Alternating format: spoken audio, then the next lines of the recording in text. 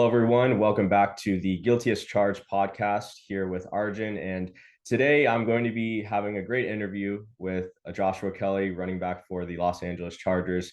Josh, how are we doing today? I'm doing really good, man. I'm excited, just excited to be on here. I'm doing pretty well, man. Holding up. So yeah, man, all good here. Yeah, no, I've been out to training camp a couple of times, and you looked great out there. And obviously, in your first preseason game, that was you had a pretty good performance as well. Jumping Thank straight you. into the questions, one of the questions I wanted to ask you about is run scheme. So, in college at UCLA, in your final year, UCLA employed a lot of like inside zone run concepts in your final year, and in your first 2 years with the Chargers, under Shane Steichen and now Joe Lombardi. You've run a lot of inside zone and outside zone as part of the primary run concepts that the Chargers have employed. I was curious if this type of stability from college to the NFL in terms of the type of runs you do help in the transition, or does it not really help just because the speed of the game and other factors are so much different from the college to the NFL level?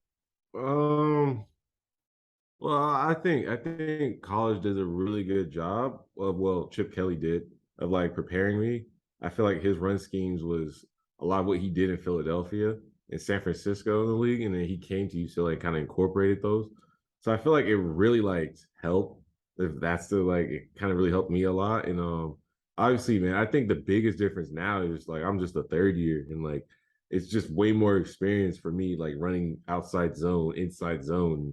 Obviously, it's different, man. Like guys up here are obviously a lot better, but I think for me, man, I'm a lot better than I was in college as well. So it's been good. It's been good help for me.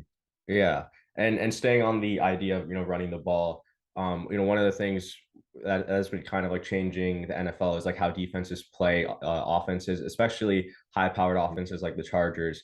You see a lot of teams employing like what Brandon Staley does on defense, which is light boxes, and because of how good the Chargers passing attack is, we Hmm. potentially could see teams remove a man from the box in on passing and running plays. I'm curious, how you think that affects the Chargers run game and like how that could potentially help you have a bigger season than you've seen in seasons past. Yeah, that's a great question. I think our offense is crazy, man. Like we've got a lot of talented dudes, man. We got a great coordinator.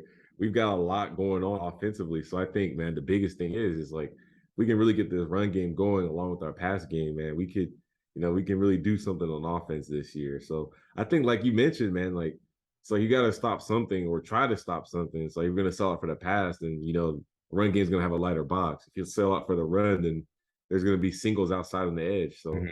man, it's kind of crazy. But I think honestly, man, like I'm all for those 6 or 7 man boxes. Like, let's do it. Yeah, I know that's the thing. Once you remove the extra guy from the box, the rushing game becomes much more efficient. One Yeah, of the things, exactly. yeah. One of the things you talked about in your last press conference was the idea of like pass protection.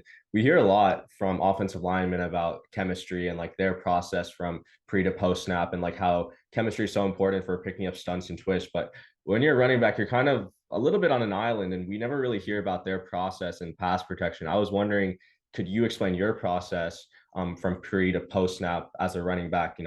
Blocking for a guy like Justin Herbert or Chase Daniel, whether they're in shotgun or under center. Yeah, that's a great question. I think for me, the biggest thing I've always done, whether it's college or now, is understanding who am I like working towards. Like you said, you're on an island, man. Like you got to figure out exactly who do you have. Like who do you have in protection? Like do I have the will linebacker, the Mike, the Sam? Do I have a DB, a safety, a corner? You have to understand who you are. I mean, who you're working towards. And then after that, once the ball is snapped and you see him coming, my biggest thing, man, is close the distance as much as possible. Like if you kind of like sit in the quarterback's lap and you're waiting for that guy to come at you, you're at a disadvantage because he's coming at you at full speed and you're just sitting there waiting for him. You're going to be a catching, absorbing. So for me, man, it's like, let me meet this guy at the line of scrimmage as fast as possible and let me deliver a blow. Like I see a lot of backs, just catch. They like to catch a lot of blows, catch a lot of like hits. And I'm not trying to do that. I'm Yeah, trying to go out here trying to hit, man. I'm trying to be the hammer, not the nail. yeah. No, that's a great analogy, and that process it sounds very good. So excited to see what you do in that category for this upcoming season. Thank you, Transitioning, man. Yeah. yeah. No, anytime I got you. transitioning a little bit about your mentality. I know you said especially for a guy like you, your first year you were under Shane Steichen. Second year you have to transition to a Mhm. completely new offensive scheme under Joe Lombardi. What is being in the system, the type of continuity that you'll have, not only with you, but the pieces around you help you in not only like your mentality, but your confidence going into year three and now year two of this new offense? Yeah, no, that's yeah, man. You got some great questions. I like it. But yeah, no, honestly, bro, like the biggest thing for me, man, is it's really like what you said. The key word there is confident. Like third year now, it's like I've been in the same offense as I was last year. It's like I know the plays, I know how this scheme works. I'm not a master at it yet. You can always learn and get better, but I have a good idea of what they're looking for, like what the scheme is asking. So I think the biggest thing is now is just execution, like playing fast. It's like, all right, I know who I'm going to, I know who I've got in pass pro, I know what the run is, I know what like my route is. It's like, all right, let's play ball. And when you can do that, man, when you can just say like, all right, it's time to just play ball, you have an advantage because some people may be thinking about, oh, what do I got? What do I have? And that slows you down.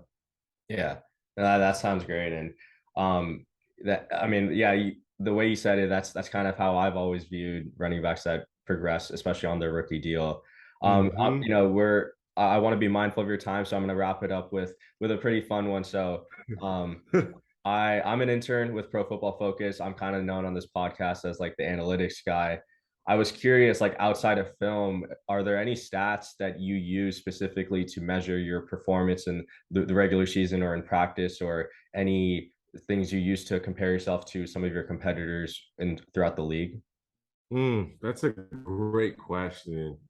Dang, man. I feel like the biggest thing, man, has always been yards after contact. I feel like that tool right there, especially for a lot of backs, man, I feel like that's like one of the biggest separating things. And I remember it was a crazy stat about like Jonathan Taylor. Like he had something crazy. It was like this huge, like he almost had like almost 1,000 yards, if not 1,000 yards after contact. It was crazy. I think that's really what separates a lot of these guys. You talk about like Henry, Chubb, Taylor. Man, there's some dudes. I feel like that one. I think you guys do a great job too. Like the grading style, I feel like it's really dope the way you guys do it over there. But I have a quick question about that. So, like, what counts as a protection? Like, is it like do you get points if you just pick up the guy, or do you get extra points if you like hit the guy? Like, how does that work? Yeah, so PFF, obviously we chart every player on every play, and so if you're a running back and you're in protection but you don't really pick anyone up, you kind of just get a zero, like you get a neutral grade. I But if you're see. say stonewalling a blitzing linebacker, like say a Willie Gay from the Chiefs, and you stonewall him, you could get a grade of like 0.5, which is positive, or one if it's like a really good rep. But if it's a Oh rep wow. where he kind of bull rushes you, or gets around you, you get a negative grade, and that obviously hurts your pass blocking grade, if that makes sense. Okay. All right, that's good to know. Yeah. For sure. That's dope, man. Yeah. So now you and our listeners know how that kind of process works by PFF, which I know the player, like in general, players have different opinions of PFF, but I'm just here to, I'm not the person who does the grading. I'm just the person who uses the data, if that makes sense. But yeah, I see. yeah. No, And I mean, I definitely. Oh, go ahead. no, you can finish. You can finish. Oh, I was like, yeah, man. It's definitely people have mixed opinions about it, but I honestly I like it, man. I think it's pretty dope, man. So yeah, like for me, I'm trying to get in that upper echelon, what the 90s, the hundreds, like that's where you have to be. Yeah, I love that, and I obviously love your answer about yards after contact. That's kind of how I would view a running back's ability, because yards before contact is kind of a mixture of everything, but mostly offensive line, and I would say a little bit of Hmm. scheme. But yards after contact is definitely a running back's ability to make something happen after. Yeah, yeah, Yeah, I agree, man. We're right on. We see the same thing. yeah, I love that. That's the So, UCLA and now and for me Michigan education being put to use. Um, yeah, yeah. exactly. Yeah. That's dope. But For Josh, sure, man. obviously you want to be mindful of your time. Really appreciate you coming on the podcast. For all of our listeners, make sure to go check him out. All socials at Twitter at SmoothPlayJK. Get that follower count up on everything. And Right. obviously, the guys on the podcast will be rooting for you during the season, during the preseason, and I'll be at the scrimmages the next couple of days. So obviously, be rooting for you there. And Josh, really want to thank you for coming on. Anything else you want to plug or say? Oh, dope, man. No, thank you for having me. I really appreciate it. And yeah, man, it's all the viewers out there listening. Just keep going. Whatever you guys doing, man, just keep working at it. Never give up. And God bless you. Take care. Thank you. Yeah, take care, guys. And as All right. always, Bolt up. Yeah. Bolts up, baby.